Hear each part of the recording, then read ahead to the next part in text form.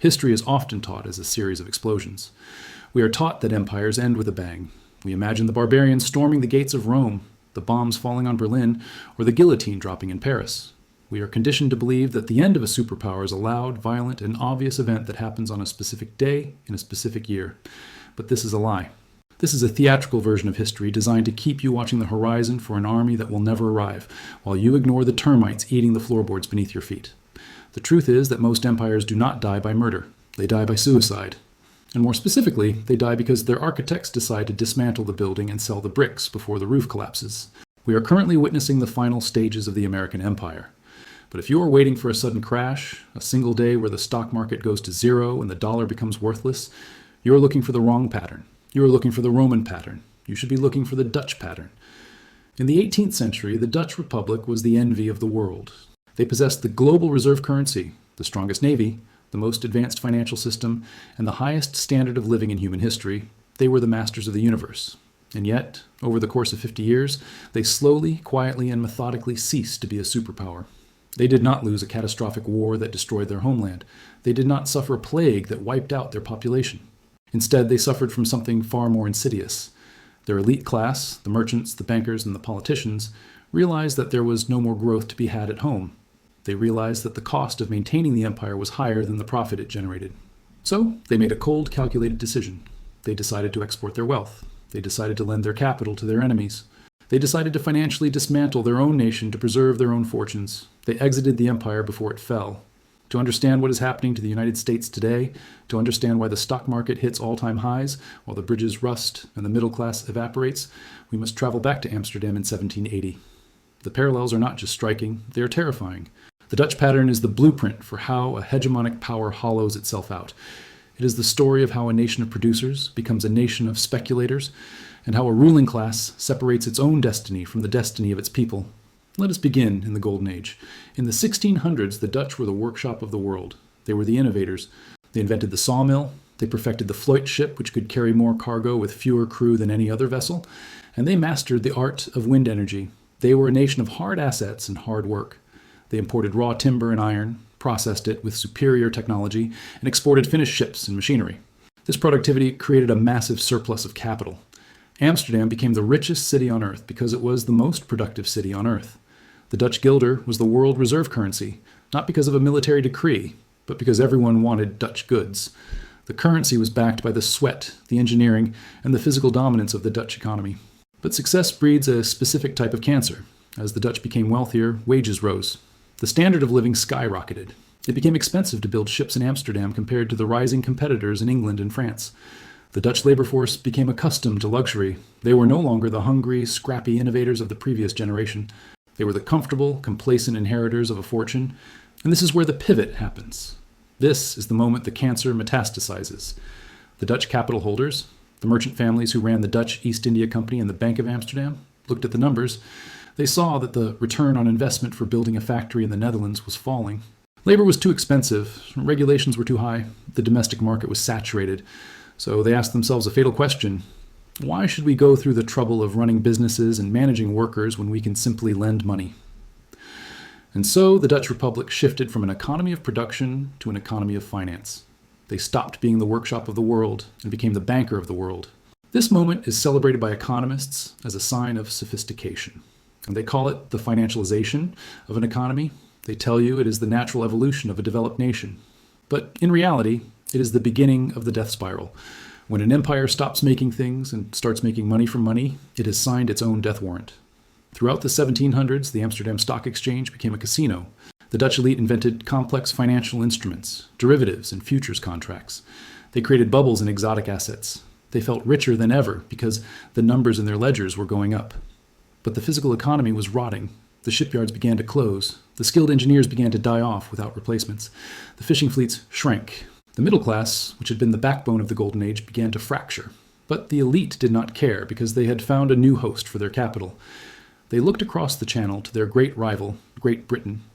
Britain in the 1700s was what the Dutch used to be, hungry, aggressive, and industrializing. Britain wanted to build an empire, but it needed money. The Dutch elite had all the money. And here lies the ultimate betrayal of the Dutch pattern. The Dutch bankers began to lend massive amounts of capital to the British government and British corporations.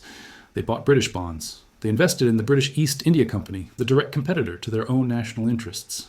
They funded the very navy that would eventually blockade their ports and strangle their economy. Why would they do this? Why would they fund their own executioner? Because the return on investment was higher. A Dutch banker did not care if the flag flying over the ocean was Dutch or British. As long as the interest payments arrived on time, capital has no fatherland. This is the great exit. It is not a physical exit where people pack their bags and leave. It is a financial exit. It is the migration of value. The Dutch elite kept living in their beautiful canal houses in Amsterdam. They kept wearing their powdered wigs and attending their balls. But their wealth was no longer tied to the health of the Dutch Republic. If the Netherlands collapsed, they would still be rich, because their assets were safely parked in London, earning 5% interest guaranteed by the British Crown. They had detached. They had built a lifeboat for themselves, and drilled a hole in the hull of the ship for everyone else. Now, fast forward to the United States of America. We are living through the exact same cycle. The timelines map perfectly. The U.S. had its golden age of production from 1945 to 1970. We were the workshop of the world. We made the steel, the cars, the electronics. The dollar was king because American industry was king. But then the same pressures emerged. Wages rose, regulations increased. The rest of the world began to catch up. And just like the Dutch, the American elite made the pivot. In the 1980s and 90s, we decided that manufacturing was dirty and old-fashioned. We decided that the future was services and finance. We began to dismantle the physical economy. We shipped the factories to China, to Mexico, to Vietnam. We told the American worker that this was good for them, that they would get cheaper goods at Walmart.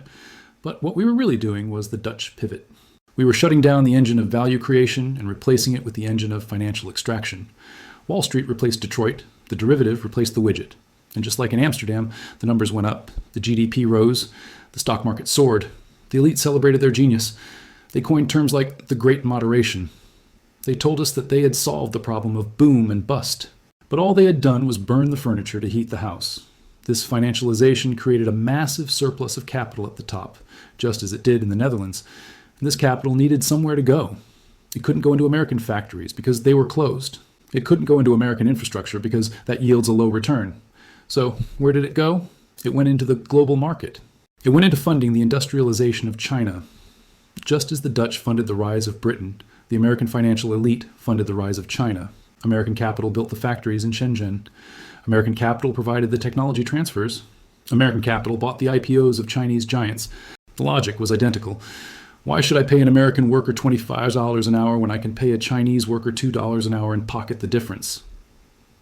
This is the betrayal. The American elite detached their fortune from the American nation.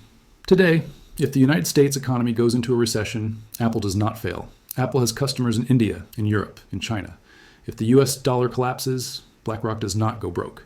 BlackRock owns assets in every currency, in every jurisdiction. They have hedged their exposure. They have executed the Dutch exit. They are physically present in New York and Washington. But their loyalty is to the global flow of capital, not to the land or the people of the United States. But the Dutch pattern is not just about where the money goes. It is about what happens to the society left behind.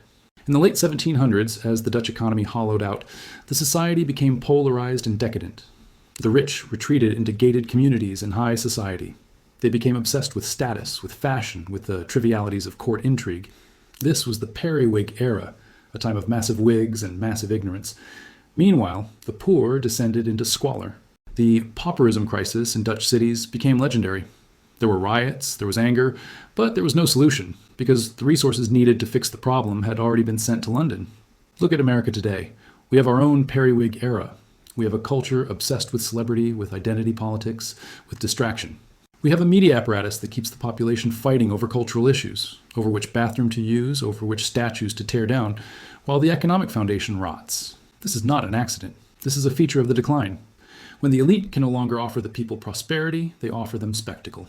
They offer them circus. And while the people are distracted by the circus, the elite are busy moving the last of the gold out of the vault. The mechanism of this modern exit is more sophisticated than it was in the 18th century, but the result is the same. The Dutch use bonds and merchant banks, the American elite use the Eurodollar system, offshore tax havens, and now the digital ledger. We must understand the role of debt in this exit. In the final stages of the Dutch Republic, the state took on massive amounts of debt to maintain the illusion of power. They borrowed to keep the navy afloat, They borrowed to pay the welfare of the poor. They borrowed to pay the interest on previous borrowings. Who were they borrowing from? They were borrowing from their own wealthy citizens. This creates a perverse incentive. The wealthy elite want the state to be in debt. Why? Because the interest payments on that debt are a wealth transfer from the taxpayer to the bondholder. When the U.S. government runs a $1 trillion deficit, that money doesn't disappear. It goes somewhere. It goes to the contractors, the pharmaceutical companies, the banks, and ultimately to the holders of treasuries. The middle class pays taxes or suffers inflation, and that value is siphoned off to pay the rent to the elite who hold the debt. It is a vampire system. It drains the blood of the productive economy to feed the passive economy.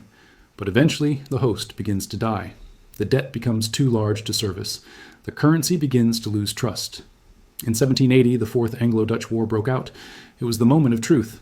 The Dutch realized too late that their navy was a hollow shell. Their ships were outdated, their sailors were untrained, and their coffers were empty. Britain crushed them. The Bank of Amsterdam, which had been the symbol of global financial stability for 170 years, admitted it was insolvent. It had secretly lent all its gold reserves to the Dutch East India Company, which was bankrupt. The illusion shattered. The Dutch Golden Age ended not with a bang, but with a whimper of a default. The United States is approaching its Bank of Amsterdam moment. We have $35 trillion in federal debt. We have over $100 trillion in unfunded liabilities for Social Security and Medicare. We have a military that is the most expensive in history, yet struggles to recruit soldiers and maintain its fleets.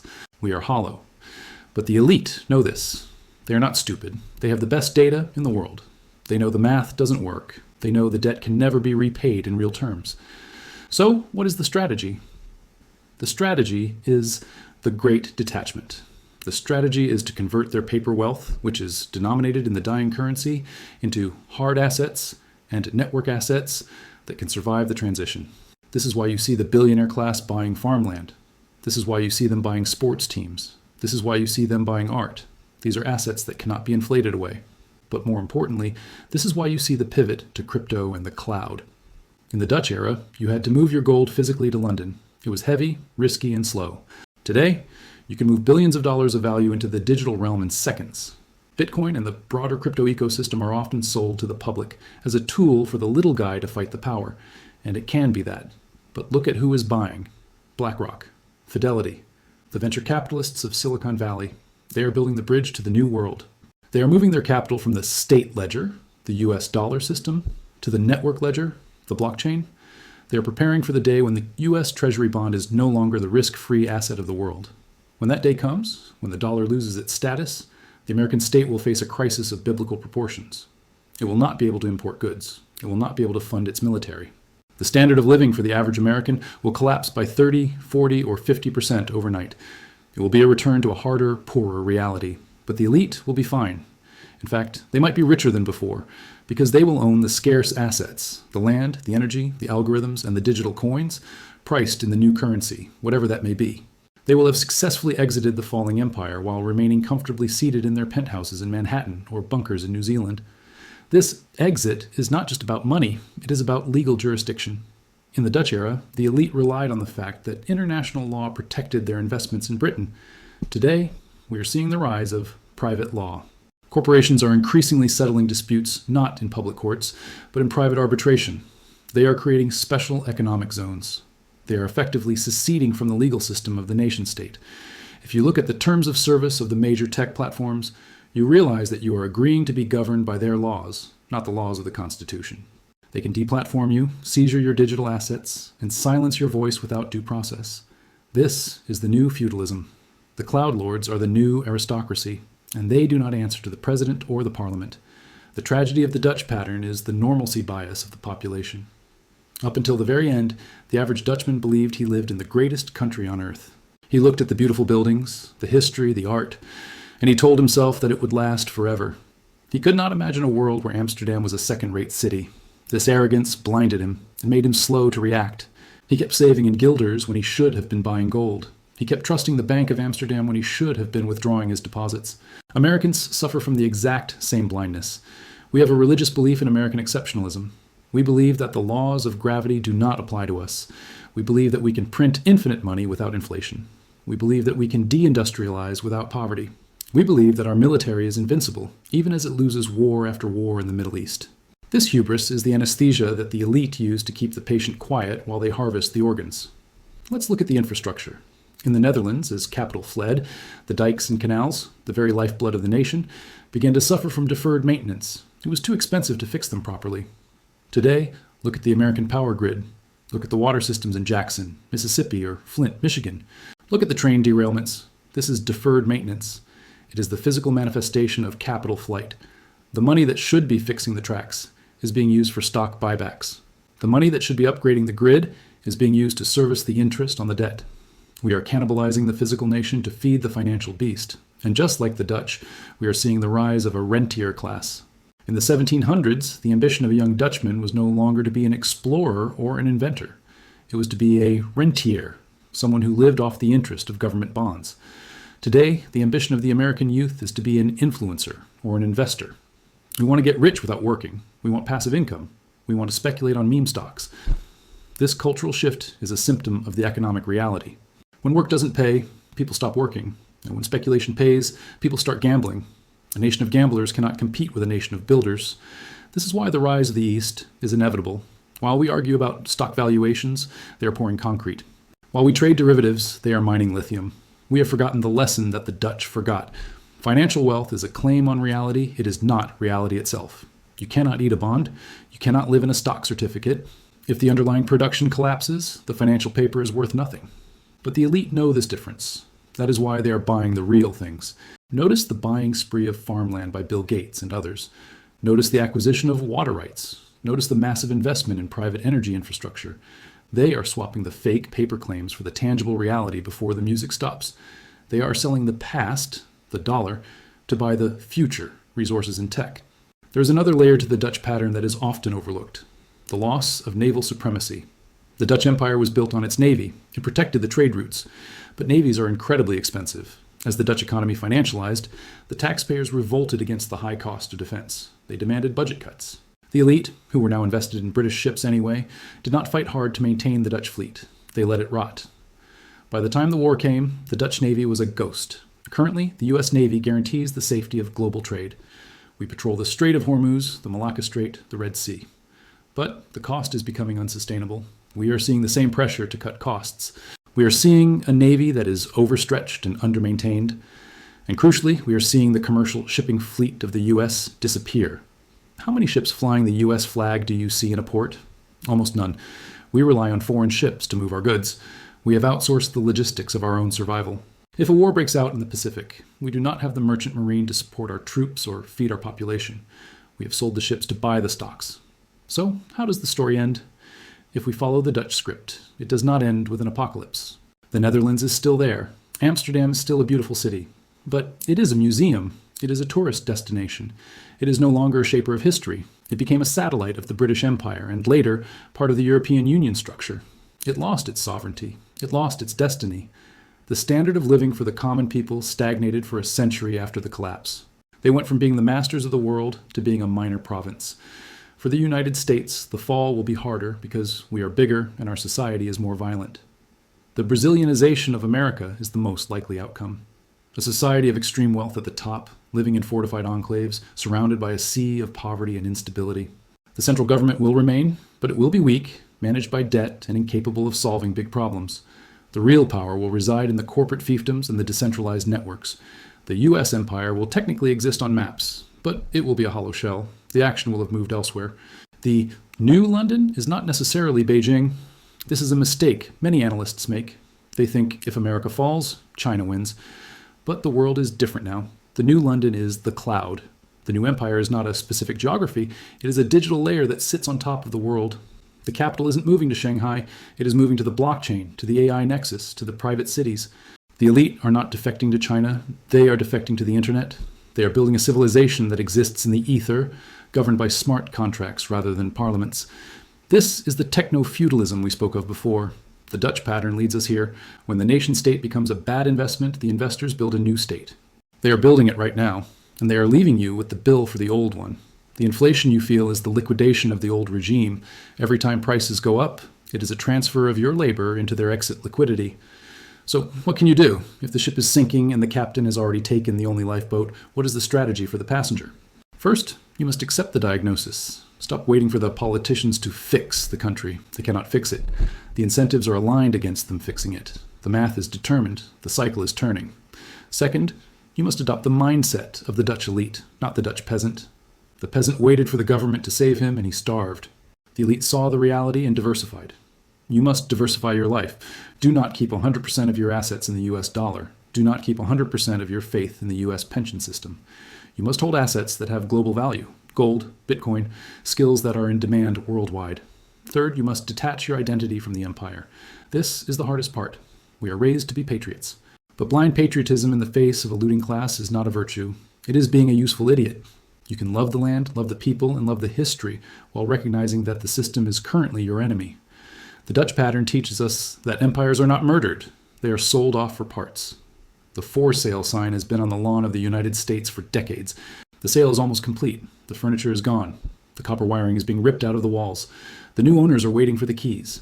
You do not have to go down with the house. You can walk out the door. But you have to move now, before the roof caves in. History is a wheel. It turns slowly, crushing those who refuse to move and carrying forward those who understand its rotation. We are at the bottom of the turn. The Dutch lived this. The Romans lived this. Now it is our turn. The exit has happened. The collapse is simply the lagging indicator. Do not be the last one to realize the party is over. History does not repeat, but it rhymes. The Dutch ignored the signs until the water was already over the dikes. You do not have to make the same mistake. If you made it to the end of this documentary, you are already ahead of 99% of the population. You are willing to face the hard truth. To help this message reach more people before the algorithm buries it, please like this video. It is a small action, but it fights the censorship of silence. And I want to know your thoughts in the comments below. Do you believe the US can reverse this cycle? Or is the exit already irreversible? I read every single comment. If you want to understand where the elite are moving their wealth next, click the video on your screen now. It explains the rise of Technofeudalism. This is empire cycles.